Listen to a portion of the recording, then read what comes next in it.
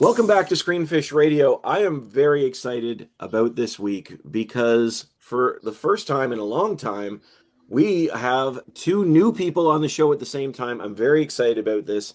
And we are talking about 28 years later, the returning of the franchise from, well, almost 28 years later. I know it's not that long, but it feels like it's been that long. Um, and I'm really excited today to welcome Dio Nito from Entertainment Dio and Nick Van Dinther from Bite Size Breakdowns. Welcome, guys. Thank you. Good to be here. Thanks for having us. I'm glad you could be here. Um, 28 years later, it is set almost 3 decades after the release of the Rage virus. Enclosing themselves in isolated communities, one such group of survivors have made a new life for themselves on a small island that's connected to the mainland only by a single causeway. As his son Spike turns 12, Jamie believes it's time for his boy to learn how to hunt the infected, and he decides to take him to the interior.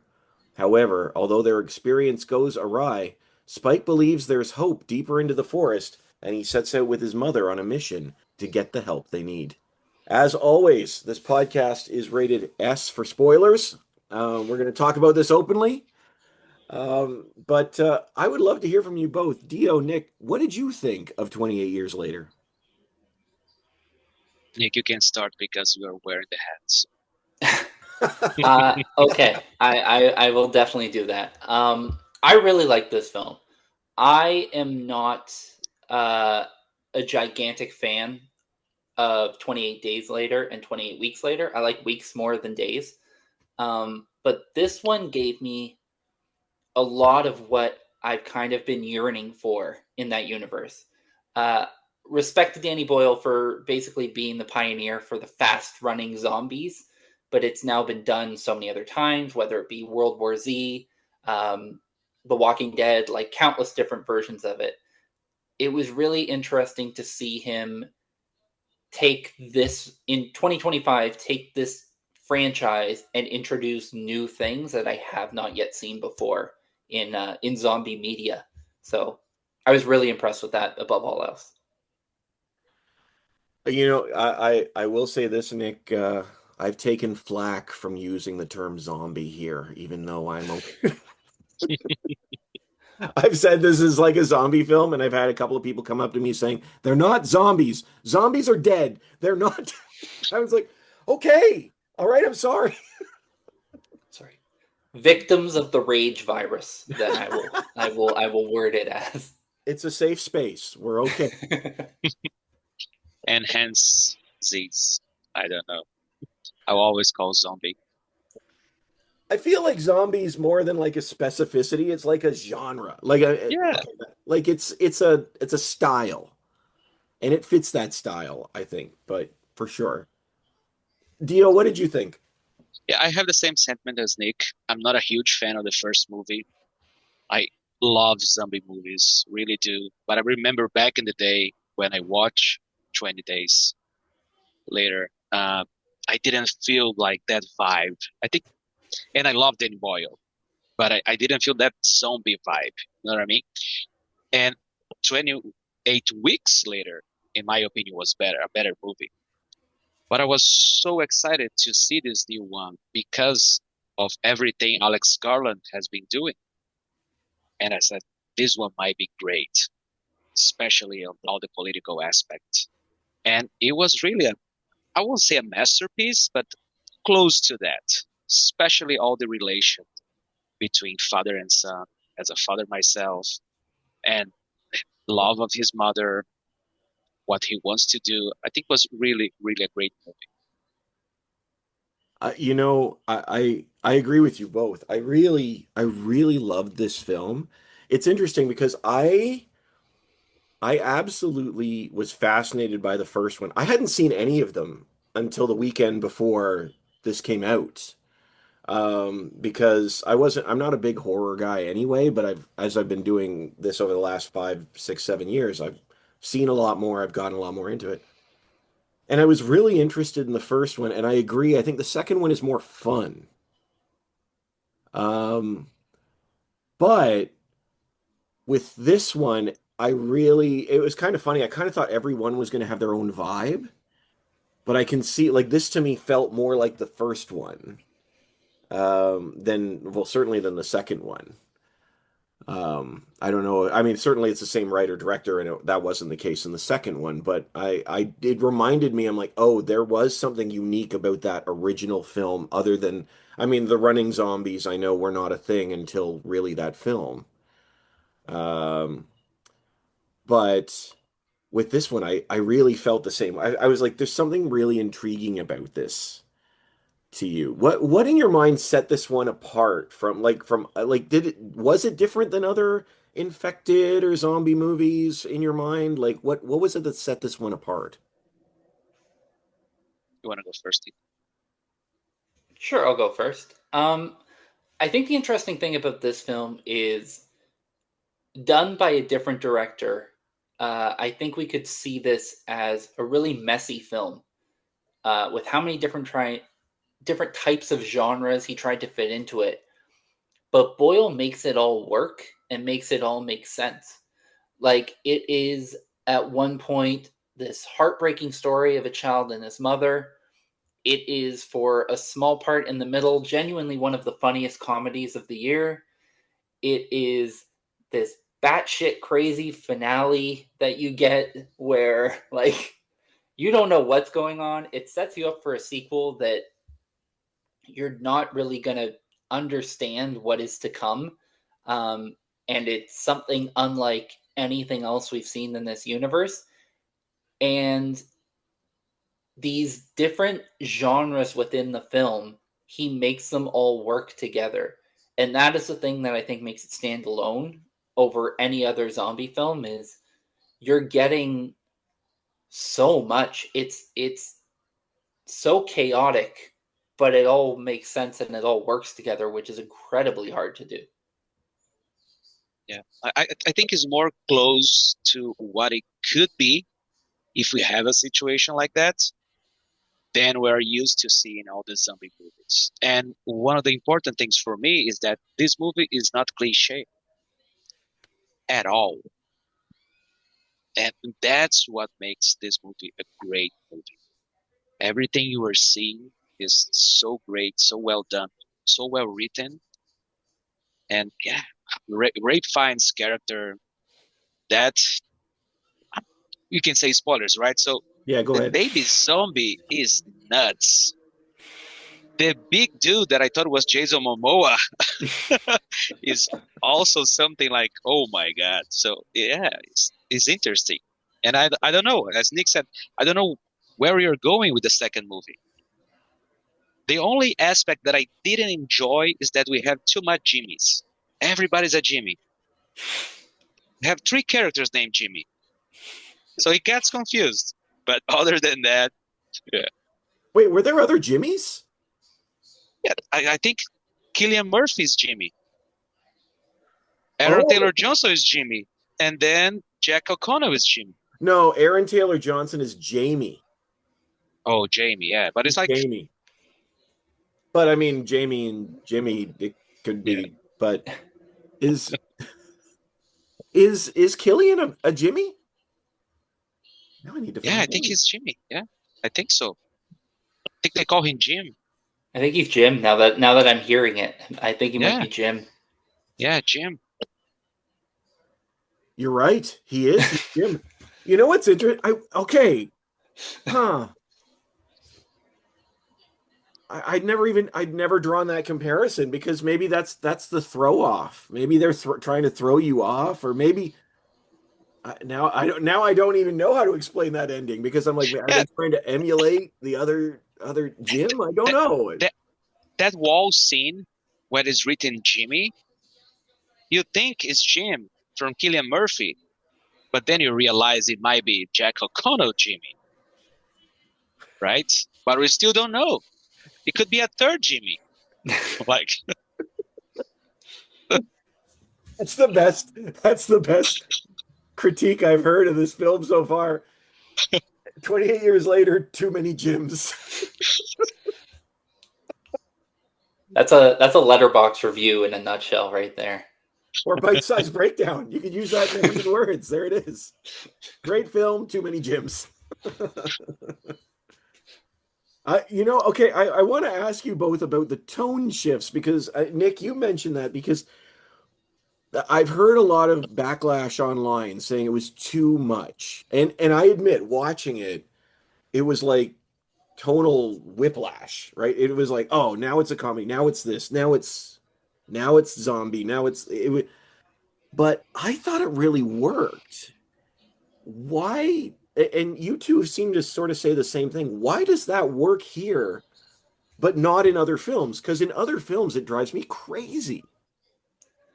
I can't fully explain it, and that's kind of the beauty of it. Is like I said, in the hands of anyone else, this really could be just a mismatch that just doesn't work, and this does, and it's kind of like the combination lock you're trying to get at the end is figuring out why it does. Like if I showed you four clips from this movie, and one is like a heartbreaking part with the kid and his mother, one is the final scene, one is the going across the bridge, and then the comedic moment with the I'm trying to think of the guy's name, the the Scandinavian gentleman. The soldier. Yeah, Oh, that dude was the best. yeah. But if you showed those four scenes, not only would you not think they would work together, unless you saw the movie, you wouldn't think they were from the same film. And I think that's kind of the beauty of this is it works in that way that it's almost like short stories within a film, but they work like chapters within a book instead of being this segmented anthology that doesn't come to a complete story. It works. And as for why it works, I don't really know how to crack that code. It just kind of does. And I think that's how important Garland's writing is, because he can bring all the political aspects. He can show we live in a world that is infected, but we still live every aspect of our lives. We have other countries that the lady is still doing everything on her mouth, and it doesn't care about what is happening in London. Like, Hmm. fuck you there. I'm living my life here. So we have the different aspects of the good and the bad. That is fascinating. Actually, yeah, I think that helps me a little bit for both of you because I know there's just it's so interesting to see all these pieces on the board that shouldn't fit.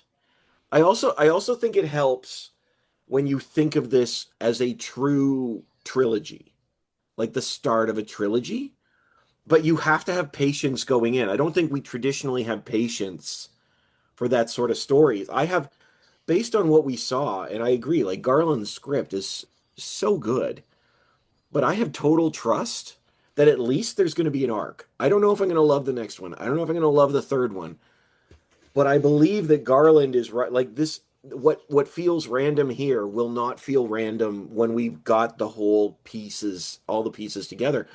But you just don't see movies like that anymore. Usually there's, even with Marvel, it's like we've got a movie that's here with a tagline for this piece.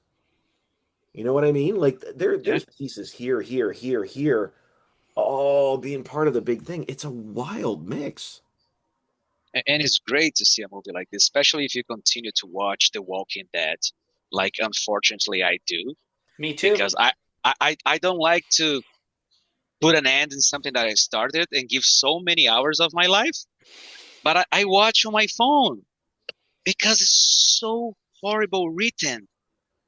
It's like I can't anymore, but I need to watch. Like I hope to get better. And then when you see a movie like 28 years later, you get in awe because it is amazing. I like the fact that you both felt the need to apologize for watching 28 years later, or not 28 years. The Walking Walking Dead. Dead. I guess Nick didn't. You did, you know. I was like, I'm not going to apologize. I think that they still do some good stuff. there is some very good stuff in The Walking Dead still, but there is also some stuff that is just retreads of other zombie stuff you've seen before. But I think I'm kind of in the same boat as Dio, which for me, not so much that I've started something, but I feel a need to continue it. If you introduce me to compelling characters, you have me through those characters' whole journey. And that'll make me stick with shows long after they've hit their expiry date, because I'm interested in these characters and what happens to them. And I think that's good writing in itself, to give you characters that you're instantly attached to and instantly invested in. And I think that that's kind of the case in a lot of specifically zombie style films. Like World War Z is really cool looking. Some people are mixed on it, but I'm invested in Brad Pitt's character. I like his journey. I like the story about him and his family. In 28 Days Later, even though I didn't love it, I wanted to know what was going to happen to Jim. Like I was invested in Cillian Murphy's character and the idea that he's coming back in this franchise. That interests me. So I think the way characters are written and giving you characters that you can get on board with, that's something that you also see in this film. That regardless of who makes it to the end or not, while they're there, they leave their mark. That's a great point. It's interesting. I actually kind of respect the fact of how much I enjoy this film without Cillian Murphy. This isn't well, I would say it isn't Jim and the Infected, because there's a lot of Jims, as we've established. But it's not like, Indiana Jones, right? This is like Yeah. he keeps introducing new people, new situations, time has passed, it's a new world. This movie is entirely different, even if like the more philosophical, quieter parts remind me of the first one. It's entirely different than the first movie. Like you said, Dio, the infected baby is bonkers. It's absolutely insane. And yet kind of beautiful. Like Yes. Yeah. it's so like I came away from this film not hating the infected, and I don't mean like hating them. I mean like they're in most other zombie films I've seen, they're the villains, or at least the thing to come up against. And that's totally different here.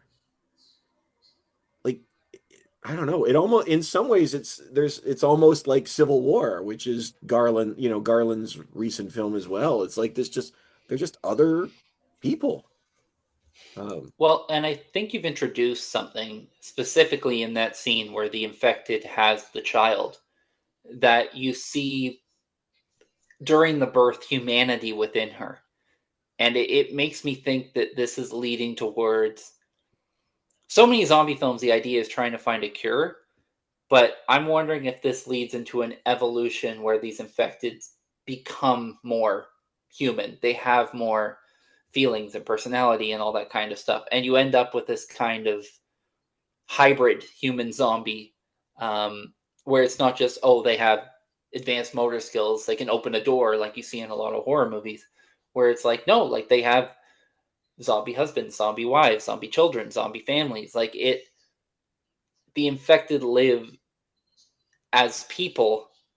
And I'm very curious where the following two movies are going to take that, because I don't think the reaction of the mother in that moment was something that was done flippantly. I think that was a very clear point that Danny Boyle made, as to what's to come. I I agree fully, and I'm so sorry. The first image that came to my mind was them in zombie traffic paying their zombie taxes. It's about time they have our struggle. There's nothing on zombie TV. What are they going to do with themselves? They're checking their zombie Instagram and These zombies are getting away with too much. But no, I see what you're saying. They're so human. Um, Dio, did that work for you? Yes, completely. That scene was amazing. Everything, how it was constructed, even the big Jason Momoa zombie, the way he reacts, seeing his child and everything. I think was great. Yeah, I'm also curious to see where this is going, what he's planning for the next chapters. But what I think will happen with Jamie, not Jimmy, Aaron Taylor Johnson, is that I think he will die saving his son. I think his arc is to fix things, the damage that he made, and I think he will die saving his son. I just don't know where Jim, Killian Murphy's character, will be in this story after almost 28 years. How he's at everything he struggled through his life. I'm curious to see. That's one of the more interesting things to me is it's not that this story needs Killian Murphy's character, but like I saw Danny Boyle get interviewed because they've already shot the second one. And Killian Murphy is in it, but he said if I get a chance to make the third one, that's where Killian Murphy's character truly becomes important. So it's not like it's going to be like this cameo, this run into him sort of thing. He is going to have a large part within this story. And especially with how this film was done, I think it's a no brainer that Boyle is going to get that third film and you're going to get to see the completion of this trilogy. So I think that's really interesting. And I like that in this one, it wasn't teased because I don't think people should be coming back to the sequel because of Killian Murphy. I think they've done enough here to come back on its own merit. And then you introduce him and it doesn't feel cheap because he's part of this story. They're not entering into his story. Yeah, and they're not throwing him in to get the boost in sales. I mean, they kind of are, but he's producing this like he's you could see that too. It's like, oh, we need to make more money. Throw in Killian Murphy now. Bring him back. That's what people want. You know what I mean? When franchises sort of panic. Marvel. When they um but if he has meaningful work in the next one, I really am. I'm almost like nervous that the third one's even in question. Like I want to see where this goes, and I don't want there to be some ending where we're left and there's like, well, we didn't go see it in nobody went to see it in theaters. Maybe one day we'll revisit it. And it's like I want to see the I honestly, it's been a long time since I've sat in a film and my jaw has dropped because of the chaos. Like I'm watching, I'm like, there are so many things happening, and I'm interested in all of it. Um, which I want to bring this up too because I want to know what you guys think of Ralph Fiennes' character in this movie because I think he's fascinating, and I've never sat in a film like this, in a film of infected or horror-esque, horror adjacent. Is it? I don't know if it's horror or not. And they're talking about some pretty philosophical stuff in this scene where they're at the what is it called the Shrine of Bones or whatever it is The Bone Temple. the Bone Temple. That's it. And he's speaking Latin. He's talking about memento mori and memento amoris, and I'm like, you what is this? And before you mention Ray Fiennes, I was about to talk that one of the most beautiful scenes was with him giving Spike, the name of the kid, right? Yeah, yeah. His mother's brain to put there. I think was so beautiful. The way he cared, what he did, and how he gave to Spike to say goodbye. And also the simple and quick explanation about the baby zombie when he said, "Oh, I guess the placenta is amazing." Is like so like period. Done. You don't need more explanation. Have you ever been in a scene where they killed off an important character and you were kind of happy they did, but like in a sad way? Like that was the most conflicting scene. Like I'm like, oh, they're gonna kill his mother, but it's somehow beautiful. I'm on board with it. Like, I Yeah, it's a mercy killing that if you look at it logically, it doesn't say that it needed to happen at that moment, but when you're in it, it makes sense.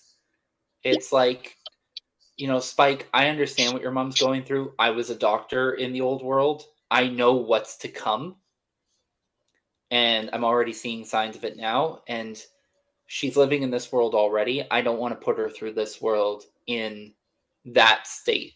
It's not like we have chemotherapy. It's not like we have any of that kind of stuff right now. So I'm going to genuinely put her out of her misery before the misery comes, because I know how bad it can get, especially when we don't have the medication and the things we need and stuff like that. And I think, well, I do think the scene where he gives Spike the skull is very emotional. I think the mercy killing in and of itself is the one that really hit me, because there's so much to that scene where he basically, you've got to think, like, outside of this world, how many times he had to make similar decisions in his practice, and that for 28 years that part of himself had basically been locked away, and now he's in a position where he has to draw on on the life he used to live, to realize that he looks at death as this beautiful thing and this evolution, and that's great, but he also sees that suffering is coming, and he wants to alleviate that suffering, not just for the mom, but for Spike. And Jodie Comer is such a great actress. The way they look at each other when she understands what needs to be done is so great that you feel right away, you understand as well that, oh, that's what's going to happen right now. And other than everything you said, Nick, I think there's also the aspect of him thinking that she will be a huge burden for Spike. He's a young kid. He can't carry his mom because he'll be worried with her and he will get him killed. So there's also this aspect. So he needs to take care of that situation right away. It's a staggering balance, I think, in this moment, because in any other film, I feel like they would have gone too far in either direction, but they hold like it either would have been like almost cheesy, if you will, overplayed, or like the most insane dark that you could see. But even like his speech, it's like, this son is watching his mother die. Well, not watching her die. He didn't watch her die, but he's giving her up to die. Yeah. And they're just saying, like, yes, this is part of what life is. Everyone dies. And he says, but did you love her? Yes.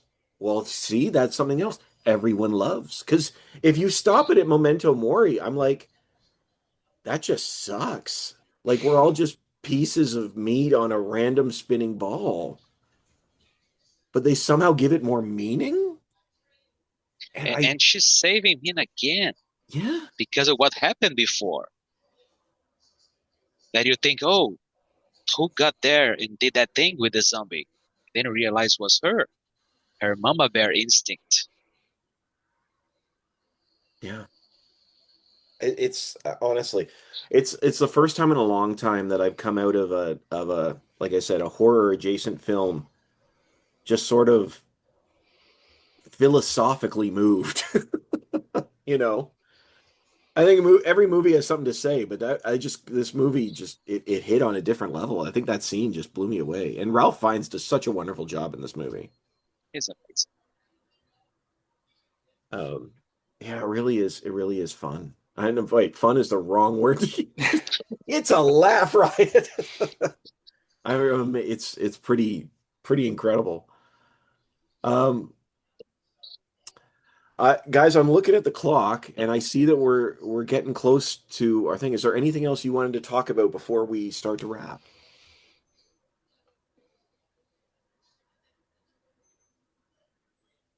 No? The ending is like a great invitation for the sequel because we have no idea what the heck Jim's group is doing, how he formed a group, and what will happen with Spike. So I think it'll be an interesting sequel. And a huge boost to the velour jumpsuit community. Um, I wonder if sales spiked at all as a result of that. Well, I mean, with that being said, I mean, we probably showed our hand, but we should screen it or skip it. 28 years later, screen it or skip it. Definitely Screaming. screen it. Definitely screen it. More than once. Ooh, in theater? I don't know if in theater. If you have time, or you go to the Tuesday Cineplex promotion. There you go. Get that deal. Use those scene points. I am curious. I am curious to see how this one does when it hits digital, and whatever streaming service it's going to end up on. Because unlike some of the movies this year, like an F1 or these bombastic visual films that you need to see, this is not reliant on the theater experience. It's great to see it in the theater. Don't get me wrong; every movie really is, but this one doesn't have a lot of the feeling that when it gets translated to the small screen, it's going to lose something. I don't think it is. So I think it's going to do really well when it gets there. I That's already pre-ordered my steelbook. So Did you? I did. I'm a Respect. collector, so Respect for physical media. I appreciate that. And I think Nick, that's a great point too, because um it is stunning on the big screen, but I think it will be interesting to see when more people take the if it ends up on Netflix or Prime in time. Well, I'm sure it'll end up on Prime shortly, but it more people might give it a try. I kind of understand there. I've heard some backlash again because of the tonal whiplash and all this stuff. I get it. I think, but I think we've been treated the last couple of months to some really good films. There's been a lot that's been really good the last little while, and I think this is Sinners. one of them. Sinners, which I haven't seen yet. Shh. I get in trouble. That's the look I get from everyone. Dio, that's the same look I get from everyone. Nick finally saw it though, so Nick's okay. He I got did. I saw it last week. I finally joined people who have seen Sinners. Did you like? I liked it. I liked it. I liked it, but I think it's a little overblown with how good it is. But I did really enjoy it. I just think the hype kind of worked against it. Which, when you're seeing it at this point, it's been hyped so much, it's very difficult to live up to what people have been saying. it's the reason I'm nervous to see it. I'm afraid because I know how beloved it is. I'm really looking forward to it though. I think it's going to be great. But yes, I think there's been some really good films, and I think this is one of them. And I think that a lot of people didn't necessarily give it a chance, and I think they should. And you may be right. It may be that home streaming market or home video market for this one that may boost it because who knows? But guys, thank you so much. Honestly, this has been so much fun.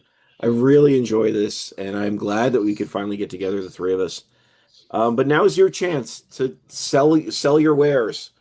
Tell people where they can find you. Dio, let's start with you. Again, I'm a movie lover. I don't have like a channel or something that you can go there and follow and see critics or anything. I just post here and there. But feel free.